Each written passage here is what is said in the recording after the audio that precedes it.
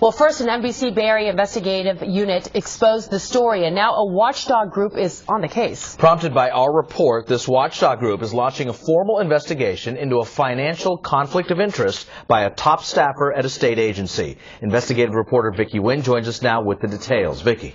Raj and Janelle, the DTSC is in charge with protecting us from polluters and enforcing California's environmental laws. But when we looked at years of financial interest forms by top leaders, we found some held stock in companies the DTSC is supposed to regulate.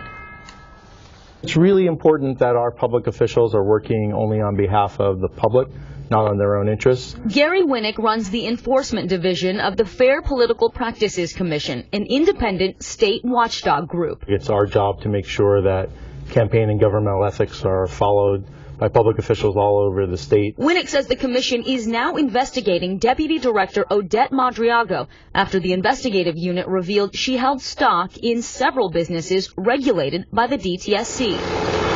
Last August, a pipe burst at the Chevron refinery in Richmond, sending thousands to the hospital complaining of lung and eye irritation. I'm breathing in, it hurts. To breathe out, it hurts worse. The DTSC never issued any fines after the fire. The agency said it didn't have the authority to do so.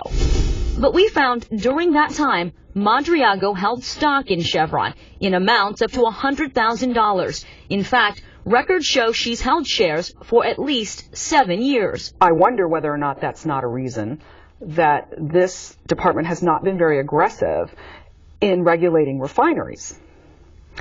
At the very least, it is certainly a conflict of interest. Consumer advocate Lisa Tucker filed a formal complaint with FPPC over Madriago's investment. It means that the public cannot trust the regulators to be doing a proper job. What constitutes a conflict of interest? There's three basic things. You have to be a public official, someone who's making decisions. You have to have a material financial interest in some sort of outside entity.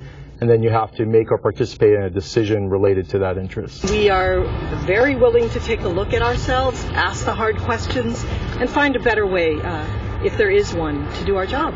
Is there a reason you won't sit down in a proper environment and do an interview to express some of those concerns and talk about that? No, I have not. I'm not aware that you would like an interview. Oh, okay. Well, we've asked Jim Markson for weeks now to sit down and talk with you, and he said that you wouldn't. I'm trying to, just trying to get across the street. DTSC Director Debbie Raphael told us in February she would grant our interview request once an internal review of her agency is complete in June. The public relies on public officials to act in their interests, and I think by and large they do. But where people stray past those rules, it's our job to step in and find the facts and then level an appropriate punishment. The DTSC declined our request for an on-camera interview about today's announcement, but says, quote, the department and Ms. Madriago are committed fully to cooperating with the FPPC on this issue. Meanwhile, the commission says anyone found to have a conflict can receive a civil or criminal penalty, and the fines start at $5,000 per violation. Reporting live tonight, I'm Vicky Nguyen, NBC Bay Area.